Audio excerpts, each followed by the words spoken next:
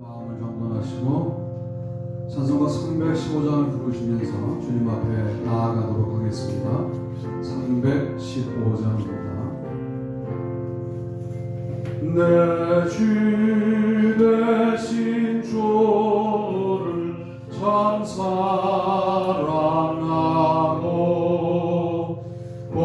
그에게 죄를 다고합니다.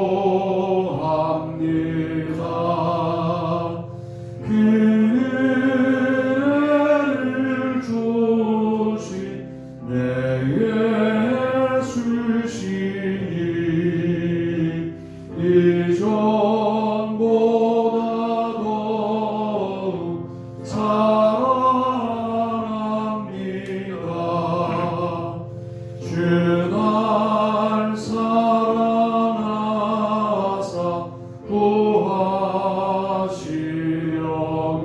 구하시려고 저 십자가 고난 당하셨도다. 그것이 관쓰신 내 주배우니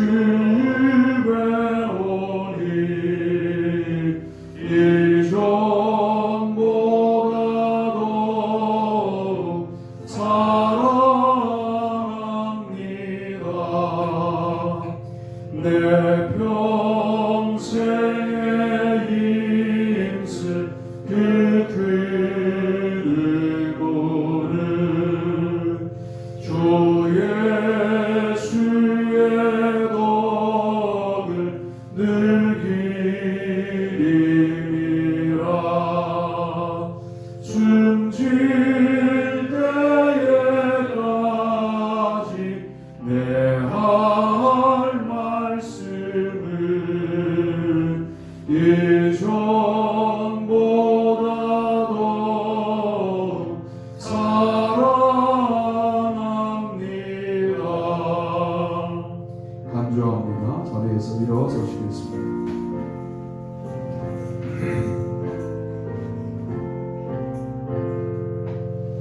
그 영광의 나라 나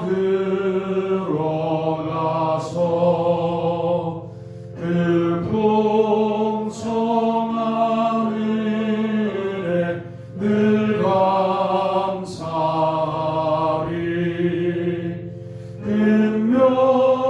금면류관 쓰고 나 찬송할 만 이전보다 더욱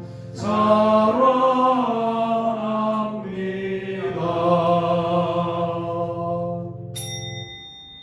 말씀이 육신이 되어 우리 가운데 거하심에 우리가 그의 영광을 보니 아버지 독생자의 영광이요 은혜와 진리가 충만하더라. 아멘. 찬송가 3장으로 주님 앞에 영광을 돌립니다.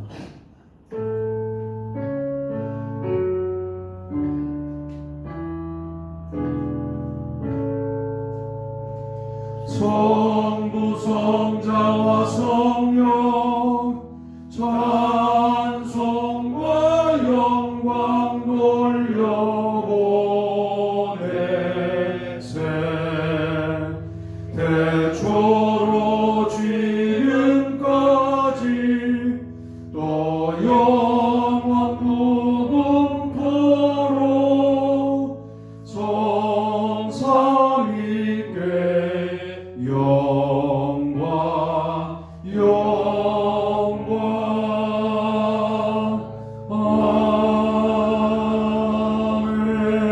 아멘. 사도신경을 암송하심으로 신앙 고백을 하나님께 올립니다. 전능하사 천지를 만드신 하나님 아버지를 내가 믿사오며 그 외아들 우리 주 예수 그리스도를 믿사오니 이는 성령으로 잉태하사 동정녀 마리아에게 나시고 본디오 빌라도에게 고난을 받으사 십자가에 못 박혀 죽으시고 장사한 지 사흘 만에 죽은 자 가운데서 다시 살아나시며 하늘로 오르사 전능하신 하나님 우편에 앉아 계시다가 저리로서 산 자와 죽은 자를 심판하러 오시리라. 성령을 믿사오며 거룩한 공회와 성도가 서로 교통하는 것과 죄를 사하여 주시는 것과 몸에 다시 사는 것과 영원히 사는 것을 믿사옵나이다. 아멘. 교동문 99번입니다.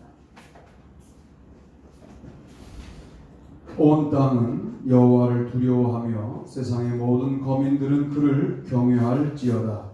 여호와께서 나라들의 계획을 폐하시며 민족들의 사상을 무효하게 하시도다. 여호와의 계획은 영원히 서고 그의 생각은 대대에 이르리로다. 여호와를 자기 하나님으로 삼은 나라 곧 하나님의 기업으로 선택된 백성은 복이 있도다. 여호와께서 하늘에서 굽어보사 모든 인생을 살피시며 곧 그가 거하신 곳에서 세상의 모든 거민들을 구워 살피시는도다. 많은 군대로 구원 얻은 왕이 없으며 용사가 힘이 세어도 스스로 구원하지 못하는도다. 여호와는 그를 경외하는 자 곧 그의 인자하심을 바라는 자를 살피사 그들의 영혼을 사망에서 건지시며 그들이 굶주릴 때 그들을 살리시도다. 우리 영혼이 여호와를 바라며 그는 우리의 도움과 방패시로다. 여호와여 우리가 주께 바라는 대로 주의 인자하심을 우리에게 베푸소서. 아멘. 다 자리에 앉겠습니다. 김재 권사님 기도 인도하시겠습니다. 기도하시겠습니다.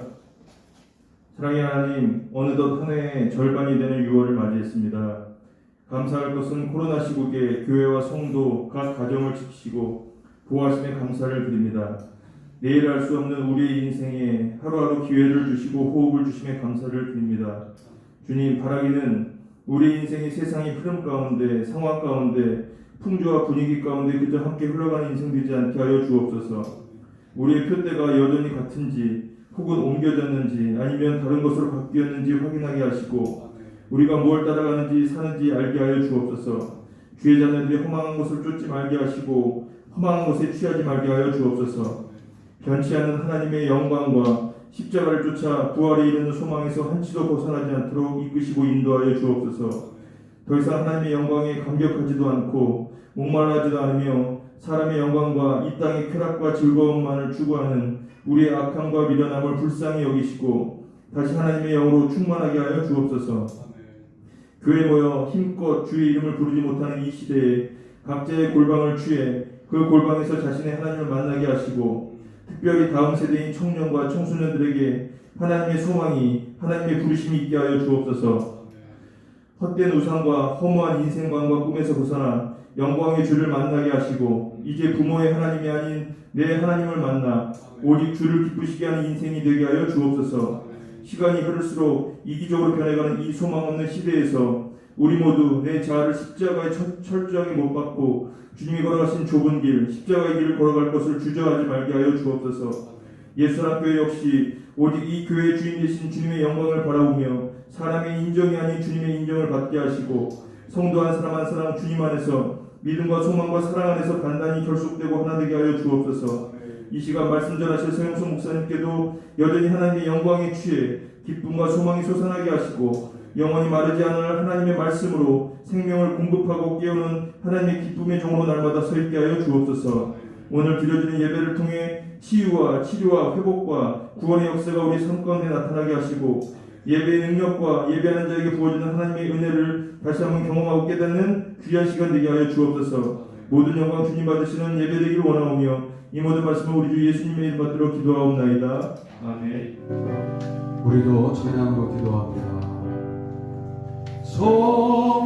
성령이여 강림하사 나를 감하시고 애통하며 회개할 만 충만하게 하소서.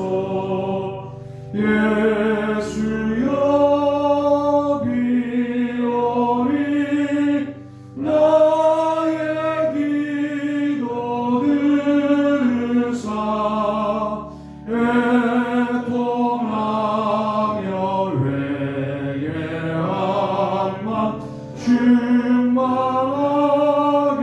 하소서.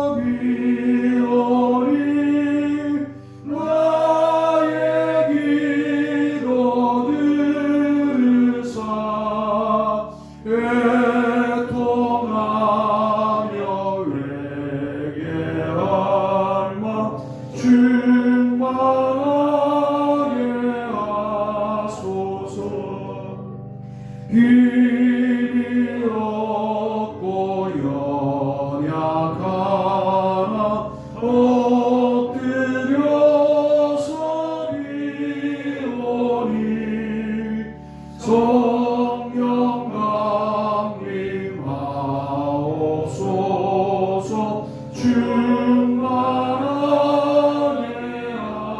하소서. 예수여 비오니 나의 기도 들으사 애통하며 회개하마 충만하게 하소서. 정쾌하고 위로하사 복을 받게 하소서. 충만하게 하시오니 무한 감사합니다. 예수여 비오니 나의 기도 들으사 애통하며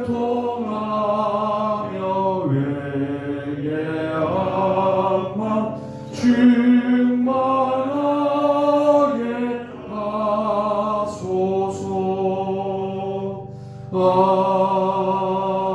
아멘. 오늘 함께 나누실 말씀은 누가복음 3장 21절 22절 말씀입니다. 다 같이 찾아서 합독하신 후에 말씀을 나누겠습니다. 다 같이 읽습니다. 백성이 다 성령 세례를 받을 때 예수도 세례를 받으시고 기도하실 때 하늘이 열리며 성령이 비둘기 같은 형체로 그의 위에 강림하시더니 하늘로부터 소리가 나기를 너는 내 사랑하는 아들이라 내가 너를 기뻐하노라 하시니라. 아멘. 오늘 저는 성령, 기도, 증인 이런 제목으로 말씀을 드리려고 합니다. 이 세 단어가 오늘 설교의 내용이 될 테니까 우리 다시 한번 세 단어와 첫 번째 주제와 본문까지 읽어봅니다. 시작. 성령, 기도, 증인. 성령, 예루살렘에 시몬이라는 사람이 있으니 이 사람은 의롭고 경건하여 이스라엘의 위로를 기다리는 자라. 성령이 그 위에 계시더라. 그가 주의 그리스도를 보기 전에는 죽지 아니하리라 하는 성령의 지시를 받았더니 성령의 감동으로 성전에 들어가매 마치 부모가 율법의 관례대로 행하고자 하여 그 아비 예수를 데리고 오는지라. 아멘. 누가복음 2장 25절로 27절 말씀을 읽으셨습니다. 참 재미난 게 하나 있어요. 요즘 손가락 길이 가지고도 심리를 이렇게 검사하고. 저는 남성이에요. 첫 번째, 두 번째, 세 번째, 네 번째, 두 번째하고 네 번째 손가락이 두 번째가 짧고 네 번째가 길면 남성성이 강한 거예요. 그렇죠? 여성은 둘째 손가락이 넷째 손가락보다 길어야 여성이에요. 이게 안 길면 남성인데 내가. 그런데 놀랍게도 한 17% 정도는 이게 여성인데 남성 손가락을 갖고 있고 남성인데 여성 손가락을 갖고 있대요. 아마도 이렇게 복잡해진 시대에는 그런 사람들이 리더가 될 가능성이 많다. 남성적인 손가락을 갖고 있으면 체육 말고는 잘할 수 있는 게 없대요. 저는 체육 말고는 잘할 수 있는 게 없는데 체육도 못하니 이게 큰일 난 거죠. 심리학은 대단히 좋아하고 대단히 믿어요. 그리고 이럴 때 마음을 알 수 있는 것처럼 검사를 가지고 마음을 다 파악하고 어쩌고 저쩌고 하는데 우리 아이들도 마음을 검사한다. 여긴 별로 거부감이 없는데 너의 영적인 문제가 있어 이러면 영혼이 어디 있어? 이러는 시대에 살고 있는 거예요. 제가 분명히 말씀드릴게요. 눈에 안 보이는 마음은 믿으면서 눈에 안 보이는 영혼의 존재는 의심하는 여러분이 지금 어떤 트랩에 걸려 있는 거냐면 사탄의 유혹의 트랩에 걸려 있는 거예요. 사탄이 대단히 재밌어요. 마음을 인정하게 하고 영혼을 탈락시키는 말도 안 되는 짓을 지금 현대인들이 하고 있는 거예요. 제가 수업 시간에 그래서 손가락을 들라고 하고 마음의 위치를 가리켜라 그러면 대략 두 군데 가리켜요. 여기를 가리키는 친구가 있고 여기를 가리켜요. 제가 말하죠. 봤니? 이렇게 물어요. 보지도 못했으면서 마음은 분명히 있다는 거예요. 그런데 내가 영혼 그러면 아니 대학에서 가르치는 분이 지금 확인도 안 된 사실을 얘기한다는 거예요. 내가 말할게요. 확인도 안 된 마음의 위치를 가지고 학문이 만들어졌어요. 심리학이라는 학문이. 누구도 그 학문을 의심하지 않아요. 그리고 심리학자들이 아주 인기가 있어요. 이게 유사 영혼에 대한 위기, 유사 영혼에 대한 관심이거든요. 그런데 목사들이 영혼만 하면 또 설교하고 앉았네 이런단 말이에요. 심리학자가 말하는 마음이나 우리가 말하는 영혼이나 안 보이기는 다 똑같은 거단 말이에요. 저는 왜 이렇게 설득적으로 오늘 이 주제를 시작하냐면 오늘 말씀드리고 싶은 주제가 성령이기 때문이에요. 여러분 성령 받으셔야 됩니다. 성령 받으셔야 살아갈 수 있어요. 그러니까 성령을 받는 거냐 이것도 좀 심각하게 고민해 봐야 돼요. 선물로 받아서 내가 소유할 수 있는 것처럼 받는다는 동사를 쓰는데 성령을 받으라 이렇게 물론 주님이 말씀하셨지만 성령은 그렇게 받는 게 아니라 그 받으라는 말을 해석하면 인격적으로 관계해라 이런 의미죠. 성령을 깨달아 알아라 그런 의미예요. 영적인 현상이 있어요. 이러면서 또 성령을 인정하지 않으면서 여러분들이 또 웃긴 게 뭐가 있냐면 귀신에 대해서는 상당히 즐거워한다고 또 봤다 그러고 녹음할 때 귀신이 나오면 음악이 대박 난다 그러고 대단히 이상한 시대예요. 귀신은 인정하면서 사탄 그러면 목사가 또 이상한 소리하고 앉았네 이런단 말이에요. 귀신에 대해서는 자기도 봤다 그러고 놀랐다 그러고 각기 경험들이 하나씩은 있어요. 그래서 그거 밤새도록 얘기하면 아주 오싹하게 여름밤을 지낼 수 있거든. 그런데 영적인 이야기를 시작하면 대단히 고루한 이야기처럼 듣는 참 공정하지 못한 시대에 살고 있는 거예요. 여러분 귀신도 있고요. 성령도 계시고요. 하나님도 계시고요. 아멘 할 때까지 할 거예요. 예수님도 계시고요. 마음도 있고요. 영혼도 있습니다. 그러니까 영적인 문제를 말할 때 더 이상 이제 심리학적 문제를 들을 때는 진지하고 영적인 문제를 들을 때는 고루하게 듣는 태도를 여러분 수정하셔야 돼요. 왜 졸려올까? 예배 시간에 영혼이 죽은 거지. 무슨 거기에 갖다 이유를 붙이지 말자고요. 합리적으로 설명할 수 있어요. 그런데 영적으로 문제가 있으니까 졸려온 거예요. 목사 설교가 물론 영적으로 문제가 없다는 얘기는 아니에요. 내가 여러분을 재울 수 있다는 말씀을 드려요. 그러나 자는 여러분은 나를 핑계대면 편안하시죠. 그렇게 피해가지 말라고. 왜 졸고 있냐고. 영적으로 문제가 생긴 거예요. 왜? 건강에 문제가 생긴 거예요. 왜 밥만 먹으면 졸려올까요? 제 건강에 문제가 생긴 거예요. 지금 제 얘기를 하는 거예요. 밥만 먹으면 운전을 못할 정도로 졸려워요. 그렇게 걸어도 안 돼. 몸무게는 그대로예요. 먹는 걸 너무 좋아하니까. 어떻게 하면 좋을지 모르겠지만 한번 해보려고 평생. 언제까지 살 수 있을지 모르겠어요. 그러나 내가 살아있는 동안은 내가 걸으려고. 여러분에게 입원해서 교회에 누를 끼치지 않으려고 제가 노력하고 있다는 말씀을 드려요. 여러분 밥 먹고 졸려온 거 건강에 문제 생긴 거죠. 왜? 우리 아이들이 뭐 어저께 무슨 뭐 어디 모임에 갔다 와서 피곤해서 졸고 있다고요? 영혼의 문제가 생긴 거라고 딱 짚자고 거기서 피해가지 말자고요. 그리고 성령님 나를 좀 돌봐달라고 기도하자 그 말이에요. 여러분은 성령을 어떻게만 이해하냐 하면 늘 그렇게 뭐 소리질러 기도하고 주여 삼창하고 양손 들고 이렇게만 훈련돼 왔는데 성령 받는 방식은 맞아요. 그러나 성령은 결국 말씀을 듣고 깨달아질 때 함께 하시는 거예요. 말씀이 깨달아지지 않았다? 영적으로 문제 생긴 거예요. 말씀을 들어도 전혀 깨달음이 없다? 말씀을 들어도 뭐 늘 그 타령이야 이렇게 들린다? 영적으로 문제가 생긴 거예요. 밥 먹기가 싫다? 건강에 문제 생긴 거잖아요.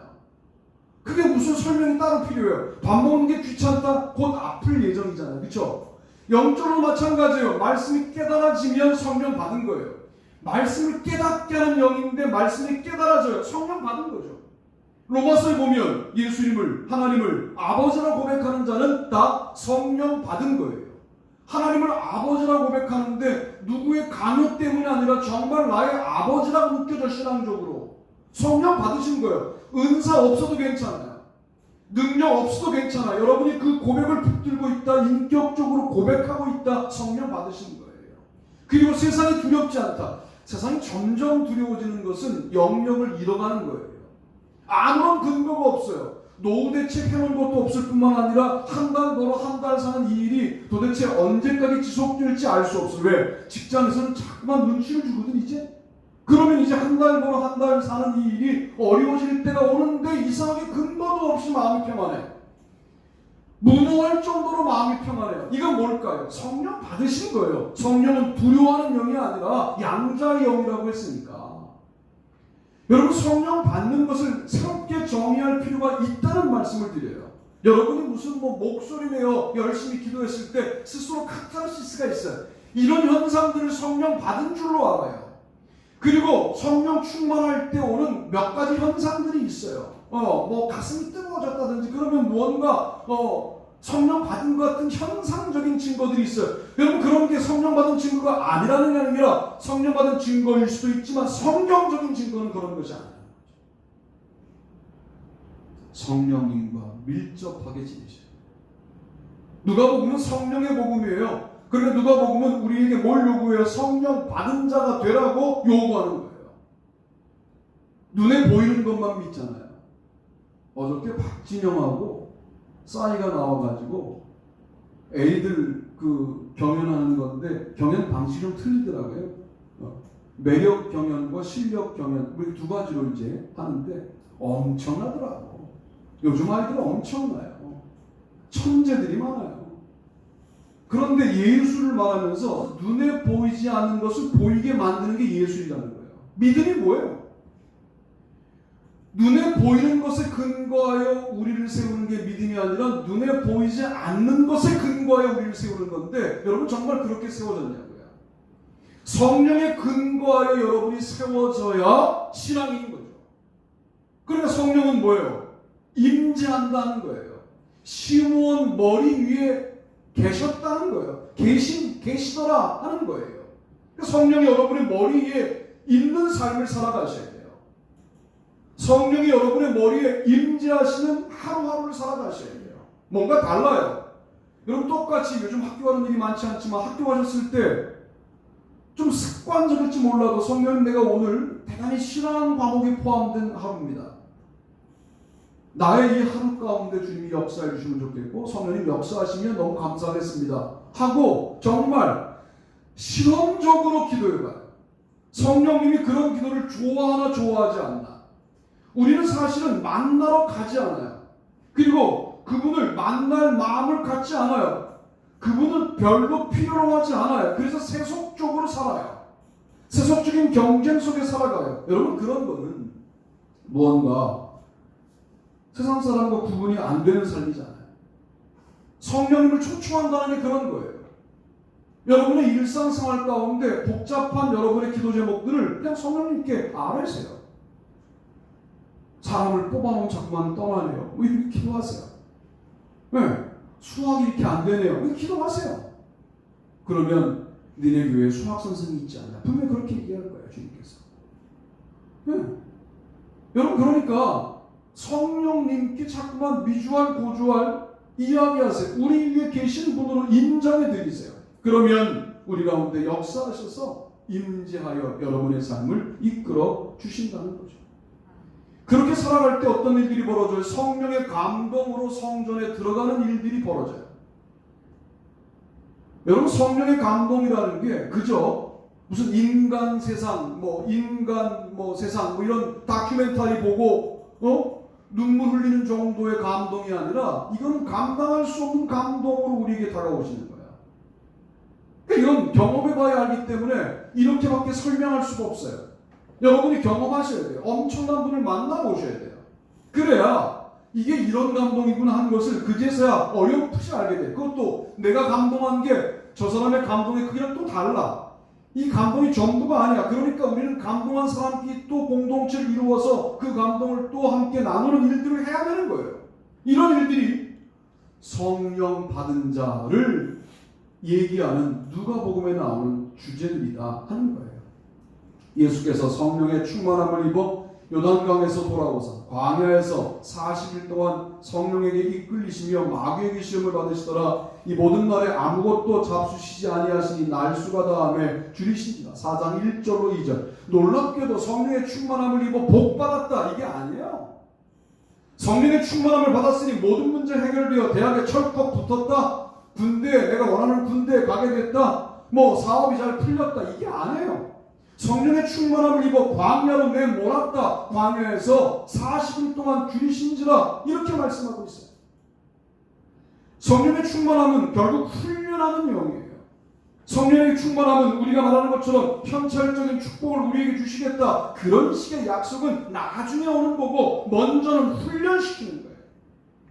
광야 같은 환경에서도 너가 나와 동행하는가를 내가 보겠다라고 말씀하시는 거예요. 이게 성령의 충만함이에요.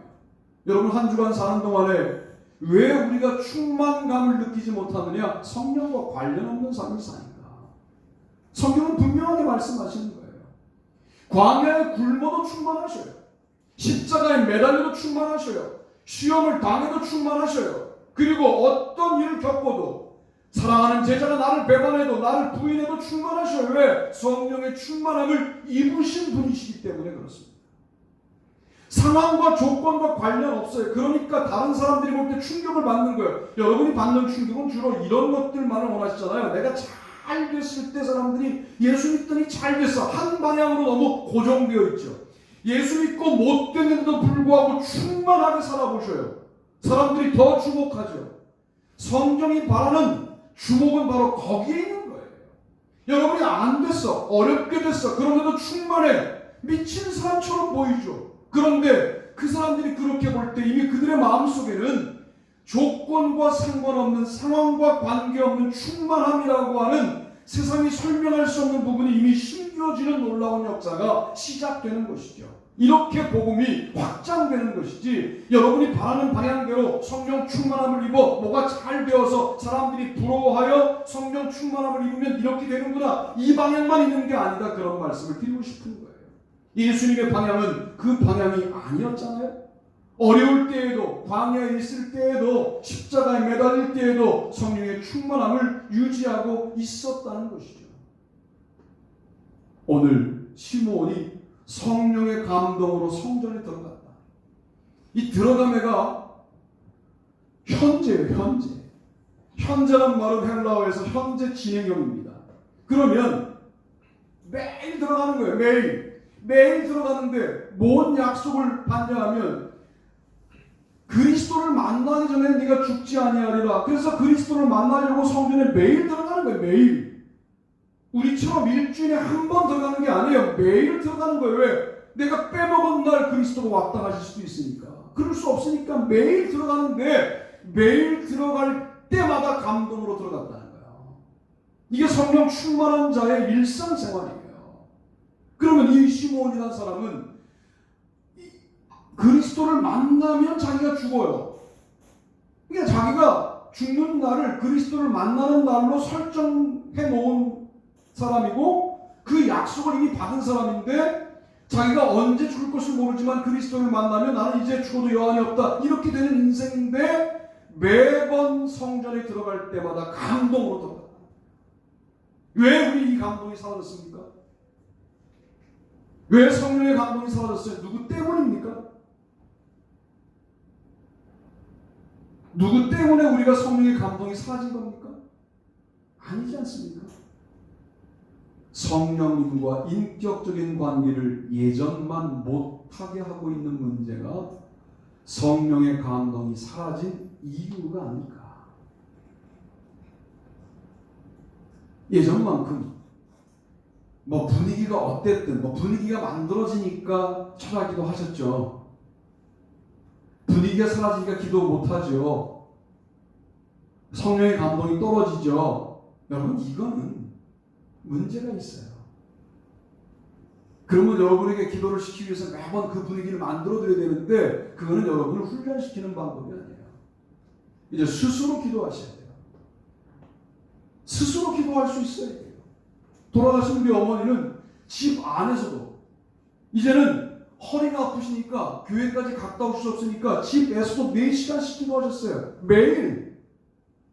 요양병원에 가서도 매일 4시간씩 기도하니까 의사들이 중환자실로 옮겼다니까요.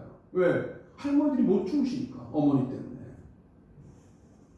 어머니의 분석은 너무나 분명해요. 그 요양병원이 가장 영적인 전쟁이 강력한 곳이다. 이렇게 분석하시더라고요. 왜? 오늘 내일 하시는 분들이 있으니까. 오늘 내일 하시는 분들은 천국과 지옥이 그 순간에 갈라지는데 내가 여기 와 있는 이유가 나는 오늘 내일 하는 사람도 아닌데 여기 와 있는 이유가 기도하는 이유이다. 이렇게 나름대로 착각을 하시더라고요. 우리 어머니가. 본인도 안 좋아서 온 건데. 그러고는 막 방언 기도를 하시고 막 그냥 귀신을 쫓고 주로 문장으로 기도 안 하시거든요. 뱀 소리 내거든요. 뱀 소리. 쉿 우리가 하거든. 그러니까 할머니들이 6개월 사실 분이 1개월이면 돌아가시는 거죠. 어머니 때문에. 중환자실로 옮겨놓으신 이유는 거기 어차피 의식들이 없으니까. 거기서 기도하고 평생 그렇게 기도하셨어요. 분위기가 만들어져야 기도한다고요. 그러니까 성령 충만함이 뭔지 모르는 거죠. 성령의 감동이 뭔지 모르는 거죠. 성령의 감동은 분위기와 상관없이 기도할 수 있어요.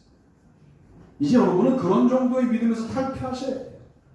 성령의 충만함과 임재와 감동이 살아있는 우리가 되어야 한다라고 누가복음은 강조합니다. 두 번째 주제 읽어보실까요? 시작. 기도. 본문을 읽어봅니다. 백성이 다 세례를 받을세 예수도 세례를 받으시고 기도하실 때 하늘이 열리며 성령이 비둘기 같은 형체로 그의 위에 강림하시더니 하늘로부터 소리가 나기를 너는 내 사랑하는 아들이라 내가 너를 기뻐하노라 하시니라. 아멘. 녹음 3장 21절로 22절입니다.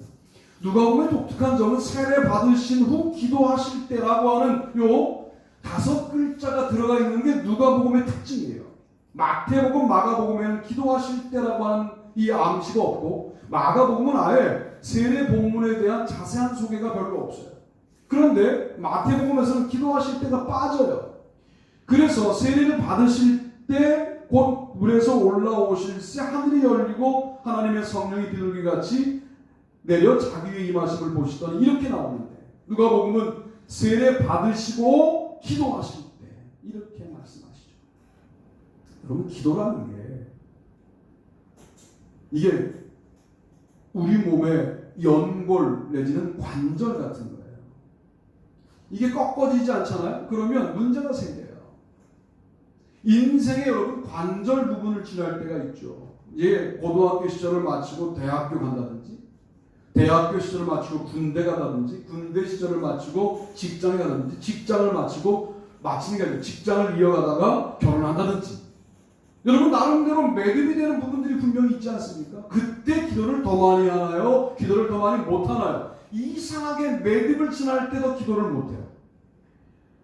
놀랍게도 그 매듭을 지날 때 세상 일도 바빠집니다. 그래서 빌 하이베스 목사님이 나는 지금 바빠서 기도합니다. 이렇게 이제 말씀하시는 이유가 뭐냐면 그 매듭을 지나는 중요한 시기가 육체적으로 너무 바빠요. 고3 때 무슨 기도할 여유가 있어요. 공부도 안 되는데 공부하느라고 기도를 못해. 결혼 제가 해봐서 하는데요. 참 준비하는 게 복잡하고 어려워요. 자, 모든 게 준비가 끝났어요. 그런데 양가 집안에 또 합의가 될 부분들이 있고, 그 과정에 신랑 신부가 상처를 입고 싸우는 경우도 있고, 그 매듭되는 부분에 에너지가 많이 들어가요. 뿐만 아니라 여러분, 예수님의 매듭은 사생애를 끝내고 공생을 시작하는 그 시점에 세례가 있어요. 그 매듭되는 부분에 기도하실 때 성령이 임했다는 거예요. 기도와 성령이 이렇게 연결되어 있습니다.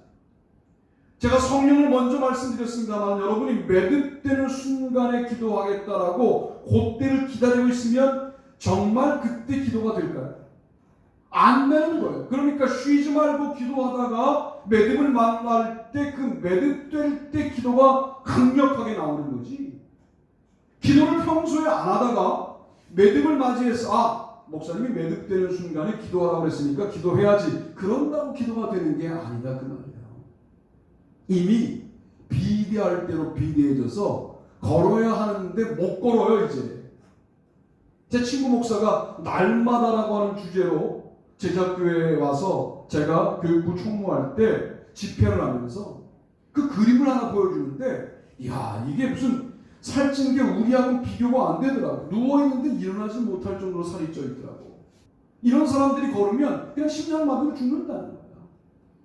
그런데 처음서부터 그랬겠냐고, 그 사람이. 매일마다 움직이지 않고 매일마다 날마다 본인들이 그 몸이 되도록 본인에게 집어넣었던 음식들이 그렇게 만든 거 아니냐 말이에요. 그러면서 뭐라 그러냐면, 날마다의 능력이 있다. 날마다 우리가 하고 있는 게 우리의 모습을 결정짓는다. 여러분, 날마다 어찌됐든 기도하셔야 돼요. 기도라고 하는 것이 이 땅을 살면서 전파를 쏘아서 하늘과 연결하는 매우 중요한 작업이잖아요. 하늘과 한 번도 접속하지 않고 우리가 주일날 와서 접속하려고 하면 접속이 되겠냐고. 그러니까 기도하셔야 돼요. 기도하시던 그 이력을 가지고 매듭이 되는 순간을 만날 때 세례받고 그 순간 기도하는 거잖아요. 이 순간 기도가 얼마나 이게 기롭겠어요. 세례받고 올라오는 그 순간 기도를 하는 거예요. 하늘이 열리는 거죠. 세례받고 올라오는데 3시간 기도했다 이런 건 아니잖아요. 세례받고 올라오는데 잠깐 기도하는 거잖아요. 근데 그 잠깐 기도가 공생애를 시작하는 매듭에 대단히 결정적인 역할을 한다 그 말이죠. 누가복음 9장 28절 31절에 보니까 이 말씀을 하신 후 8일쯤 되어 예수께서 베드로와 요한과 야고보를 데리고 기도하시러 산에 올라가서 기도하실 때 용모가 변화되고 그 옷이 휘어져 광채가 나더라. 문득 두 사람이 예수와 함께 말하니 이는 모세와 엘리야가 영광 중에 나타나서 장차 예수께서 예루살렘에서 별세하실 것을 말할세. 누가복음 9장 28절로 31절 여기도 보니까 기도하실 때 용모가 변화되고, 용모가 변화된 거에 베드로, 야고보, 요한은 집중하지만 예수님은 기도하시는 데에 집중하신 거죠. 변화회사는 기도하러 올라간 거예요. 올라가서 뭐라고 말씀하셨느냐? 내가 영광 중에 예루살렘에서 별세할 거야 라고 말하자 드디어 제자들이 왜 그러시냐고 하고 이반하는 일들이 벌어지게 되는 거예요.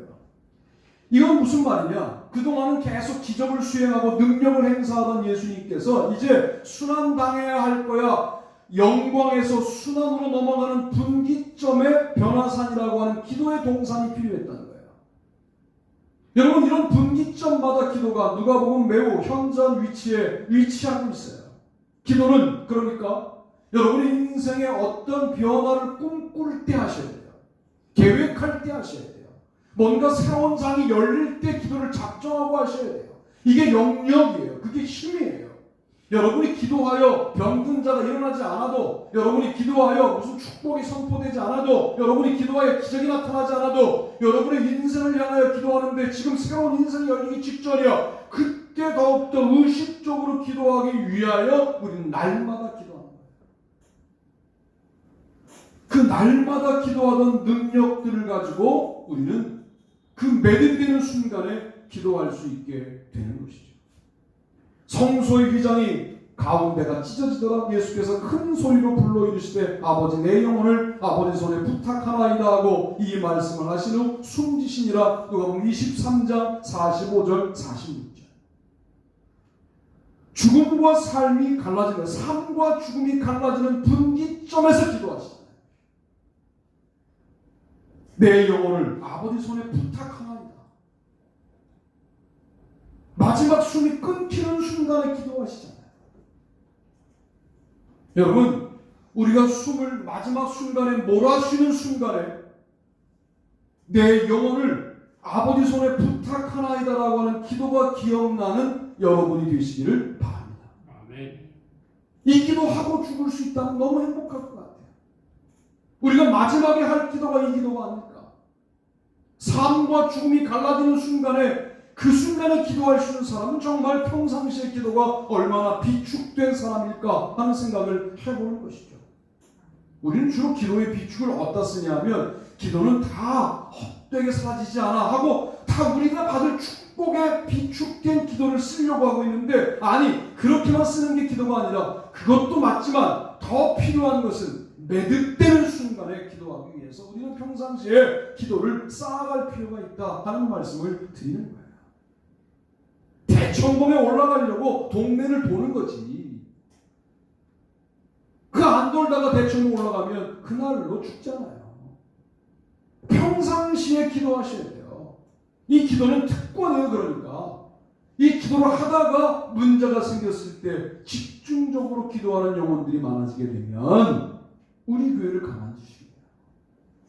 그래서 세 번째 내용이 뭐냐면 이 내용이 되는 거예요. 읽고 본문도 읽어보시죠. 시작. 증인 내가 너희에게 이르노니 이와 같이 죄인 한 사람이 회개하면 하늘에서는 회개할 것이 없는 의인 99으로 말미암아 기뻐하는 것보다 더하리라. 아멘.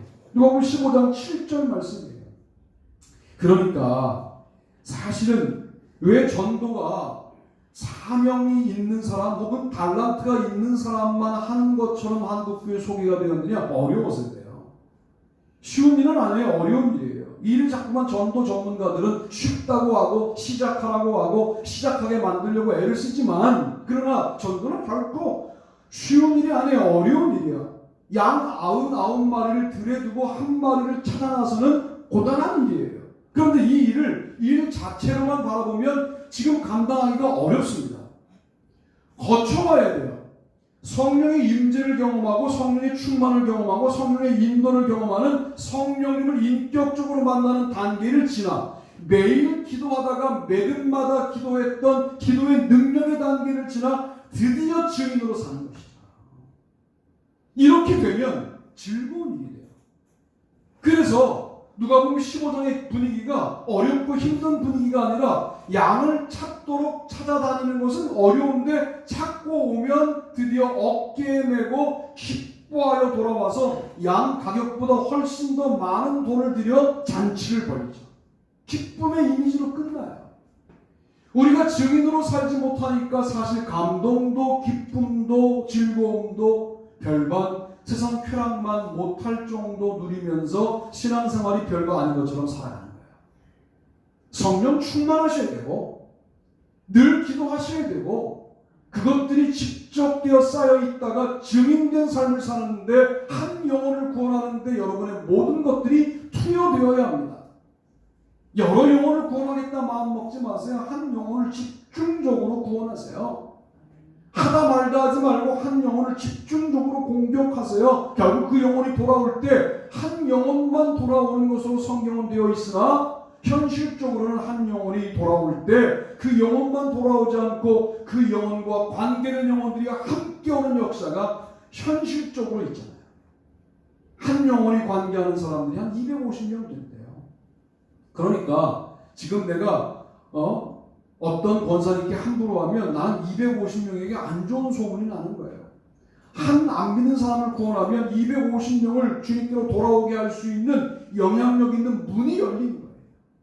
그렇게 한 영혼을 대해야 돼요. 그러다 보면 한 영혼 한 영혼을 구원하다가 교회가 부흥하는 것이지, 결국 이 부흥으로 가려면 성령 충만했던 예전의 기억을 자꾸만 우려먹으려고 하지 말고 지금 성령 충만하셔야 되고 그 성령 충만함으로 매일 기도해야 되고 매듭이 될 땐 더 열심히 기도해야 되고 그리고 증인된 삶을 살아가야 한다. 이게 누가복음의 핵심적인 내용 아니냐 말이에요. 선교, 부흥 이 세 주제 말고 다른 주제가 뭐가 있어요? 성령과 기도가 연결되고요. 기도와 증인이 연결되는 것 아니냐 말이에요. 우리 그렇게 아름다운 믿음으로 살아가셔야 할 줄로 믿습니다. 아멘. 또 내가 너에게 이르노니 이와 같이 죄인 한 사람이 회개하면 하나님의 사자들 앞에 기쁨이 되느니라. 15장 10절. 이것은 10드라크마 비유에서 한 드라크마가 제 자리를 잡게 되었습니다. 잃은 양은 이탈자지만 집 안에서 잃어버린 드라크마는 실족자입니다. 믿음 생활을 능력 있게 감당할 뿐이 겨우 믿음 생활을 유지하고 있을 때 우리는 교회를 떠난 게 아니니까 하고 만족해요. 이게 교회가 약해지는 지름길입니다. 그분이 일해야 될 교회에 한 자리가 있어요. 그 자리를 놓치면 드라크마 10개가 목걸이가 되어야 하는데 하나가 빠진 목걸이가 돼요. 그렇다 그분이 집 바깥으로 떠난 건 아니에요. 교회 안에 있어요. 그러나 제자리를 잡지 못하고 있어요. 오늘날 이러지 않은 교회가 어디냐? 우리 교회도 그런 부분이 있죠. 그러나 여러분 그 부분이 가슴 아프게 다가와야 돼요. 포기하지 말아야 돼요. 해도 안 된다고 말하지 말아야 돼요. 얼마나 뭘 해봤나요? 등을 들고 먼지 구덩이에 머리를 들이밀고 빗자루로 쓸고 하다가 드라크마가 발견되는 거예요. 집안에 있지만 숨어있는 드라크마가 발견되어 10개의 드라크마를 만들어 목걸이를 만들어 다시 여주인 목에 걸어드리게 될 때부터 역사가 시작되는 것이죠. 오늘 그러니까 우리가 찾아야 될 어린 양은 우리가 증인되어야 할 어린 양은 교회 밖에만 있는 게 아니라 교회 안에도 있다라고 생각하셔야 돼요. 예배를 드리고 있다고 어린 양이 아니냐? 어린 양이에요. 예배를 드리고 있다고 정말 이런 양이 아니냐? 이런 양일 수 있어요. 왜? 마음을 잃어버린 거죠. 실족자가 된 것이죠. 그 실족자가 다시 성령의 감동으로 자기 자리를 잡을 수 있도록 돕는 일도 하늘이 기뻐하는 일이다 라고 말씀하고 있어요. 세 번째는 15장 29절 32절에 보니까 아버지께 대답하이르되 내가 여호와의 아버지를 섬겨 명을 어김이 없거늘 내게는 염소새끼라도 주어 나와 내 벗으로 즐기게 하신 일이 없다니 아버지의 살림을 창녀들과 함께 삼켜버리니 아들이 돌아오면 이를 위하여 살진 송아지를 잡으셨나이다. 아버지가 이르되 예 너는 항상 나와 함께 있으니 내 것이다 내 것이로되 이 내 동생은 죽었다가 살아났으며 내가 잃었다가 얻었기로 우리가 즐거워하고 기뻐하는 것이 마땅하다 하니라. 15장 29절로 32절. 여러분 이제 우리 교회도 마찬가지일 거예요. 나갔던 사람이 돌아올 수 있어요. 어떻게 반응하실 거예요? 이렇게 말한다고요. 우리는 저거 버릇이야. 또 나갈 거야. 이런다고요. 오늘날 거의 모든 교회에 그런 식의 관점이 상식처럼 되어 있어요. 복음적이에요 그게? 그리고 우리가 그 기억을 못 지워요. 그러니까 성령님을 안 믿는 증거가 뭐냐면 나갔다가 돌아온 사람이 만약 있다고 할 때 저 사람이 나갔던 때의 기억을 끝까지 가지고 있어요. 이 일관성을 지켜요. 성령은 뭘 말하는 거예요? 그가 새롭게 교회에 들어와 역할하겠다라고 하는 결단을 믿어주라고 말하는 영이죠. 못 잊어버려요 우리는. 그러니까 우리는 성령님을 의지하는 게 아니라 나의 경험을 의지하고 나의 판단을 의지하는 확실한 증거가 거기 있잖아요. 에이 늘 그러신 분이야 라고 사람을 쉽게 포기해요. 여러분 이런 것들 다 문제입니다. 나갔다가 돌아온 복귀자에 대하여 정말 우리가 환대할 가슴을 갖고 있느냐. 사람을 안 보내신다고요? 우리의 가슴이 환대할 가슴이 되어 있지 않으면 사람을 보내도 우리가 감당할 수 없는데 왜 우리에게 영혼을 보내어 영혼들을 탈락시키시겠어요? 우리의 마음이 복귀한 사람들에 대하여 따뜻한 마음을 가질 때 이 공동체에 새로 들어오는 사람들도 많아지게 되는 것이죠. 잃은 자는 그렇게 찾아나가는 거예요. 증인의 사명은 바로 잃은 자를 찾는 데에 있다라고 말씀을 드려요. 그러나 이 모든 일들이 무엇으로 시작되어야 돼요? 성령의 감동으로 시작되어야 되어야 합니다. 자, 제가 말했던 목회 방침이 있죠. 제가 절대로 여러분에게 예배를 강요하거나 기도를 강요하거나 하지 않겠습니다. 왜 그런 줄 아세요? 심리학의 강박 증세와 예배가 같아지기 때문입니다. 자, 그렇게 예배를 훈련하잖아요. 어떤 일이 벌어지냐면 벌받기 싫어서 예배하게 돼요. 이거는 심리학적으로 강박 증세와 똑같아요. 그럼 프로이트가 맞은 게 돼버려요. 저는 절대로 그렇게 하나님을 전락시킬 수 없어요. 여러분이 알아서 결단하세요. 여러분이 알아서 감동을 회복하세요. 저는 한번 말씀을 증거하는 거예요. 갈 길을 제시해 드리는 거예요. 전화하지 않는다고? 예, 전화하는 거 그거 할 수 있어요. 그러나 그 정도로 내가 여러분을 전화해서 목사님 때문에라도 교회 나가야 되겠다. 여러분 그렇게 교회 나오지 마세요. 교회 아무도 안 나와도 괜찮아요. 왜? 어차피 신앙생활 아니니까. 신앙생활은 성령의 감동으로 진행되어야 돼요. 이거를 자꾸만 동원하고 자꾸만 오라고 하고 목사가 자꾸만 저 자세로 여러분에게 들어가고 뭐 이래야 온다. 이거는 강박 증세라니까요. 심리학적으로 눌려있는 거예요. 예배가 뭔지 아세요? 강박 증세의 사람들에게 놓던 자리에 시계를 놔야 돼요. 늘 놓던 자리에 신발을 벗어나야 돼. 늘 입던 옷을 제대로 놔야 돼. 늘 매던 넥타이를 준비해놔야 돼. 그리고 순서에 따라 입고 나와서 직장에 가는 거예요. 그들에게도 예배의식이 있어요. 하던 거를 질서가 무너지면 뭔가 문제가 생겼다라고 그들은 생각해요. 우리에게 예배가 그 정도 의미는 되겠냐는 거예요. 이 예배가 주님 앞에 감동을 누리는, 기쁨을 누리는, 주님이 돌아가셔서 하늘나라로 승천하실 때 큰 기쁨으로 예루살렘에 돌아가 하나님을 찬양하는 그런 예배가 되어야 되지 않겠냐. 그러려면 성령 충만하셔야 되고 매일 기도하셔야 되고 그 이름으로 증인 되어 주셔야 이 기쁨이 선순환이 일어나서 내가 구원한 영혼이 또 아름다운 증인되는 기쁨을 맛보는, 내가 낳아놓은 영혼이 또 다른 영혼을 낳는 기쁨을, 나의 손녀딸이, 나의 손자가 영적으로 또 다른 자식을 낳는 기쁨을 우리 살아있는 동안에 누리게 될 때 그 교회가 능력 있는 교회가 되지 않겠냐. 그런 인생이 복받은 인생이 아니냐 하는 말씀을 드립니다.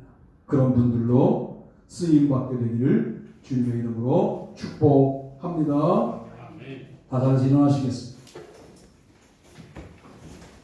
찬송가 191장 찬송하시면서 준비하신 힘을 바치시고 제가 축도함으로 예배를 마치겠습니다.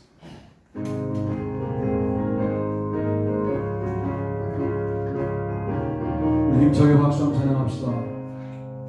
내가 매일 기쁘게 순례행을 행하는 주의 팔이 나를 안보하니요. 내가 주의 큰 복을 받는 참된 비결은 주의 영이 함께함이라. 성령이 계시네, 할렐루야 함께하시네. 좁은 길을 걸으며 밤낮 기뻐하는 것 주의 영이 함께함이라. 전내 죄에 빠져서 평안함이 없을 때 예수 십자가의 동료 힘이고 그 발 아래 엎드려 참된 평화 얻음은 주의 영이 함께함이라. 성령이 계시네, 할렐루야 함께하시네. 좁은 길을 걸으며 밤낮 기뻐하는 것 주의 영이 함께함이라. 나와 동행하시고 모든 염려하시니 나는 숲의 새와 같이 기쁘다. 내가 기쁜 마음으로 주의 뜻을 행함은 주의 영이 함께함이라. 성령이 계시네, 할렐루야 함께하시네. 좁은 길을 걸으며 밤낮 기뻐하는 것 주의 영이 함께함이라. 세상 모든 정력과 나의 모든 정력은 십자가에 이미 못을 박았네. 어두운 밤이 지나고 무거운 짐 벗으니 주의 영이 함께하니라. 성령이 계시네. 할렐루야 함께하시네. 좁은 길을 걸으며 밤낮 기뻐하는 것 주의 영이 함께함이라. 아멘. 주님 은혜를 감사합니다. 오늘도 예물을 드리며 예배합니다. 받아주시고 오늘 특별히 평신도 주일 주님 앞에 마음을 드리고 예물을 드린 손길들마다 축복하시고 한량없는 은혜가 또 한 주간 저들을 지배할 수 있도록 인도하여 주옵소서. 성령 충만과 성령의 임재와 성령님의 인도하심을 경험하는 한 주간 살게 도와 주시고 인생의 매듭되는 순간들마다 능력 있게 기도하는 인생 되게 도와 주시소. 우리의 삶의 모든 내용들이 증인되어 결국은 한 영혼과 승부하여 영혼들을 구원해내는 귀한 승리하는 인생을 살도록 인도하여 주옵소서. 주님께 모든 것들을 맡기며 이제는 우리 주 예수 그리스도의 은혜와 하나님 아버지의 무한하신 사랑하심과 하나님의 축복하시는 놀라운 역사가 우리 모두들 위해 영원토록 같이 하시옵기를 간절히 축원하옵나이다. 아멘.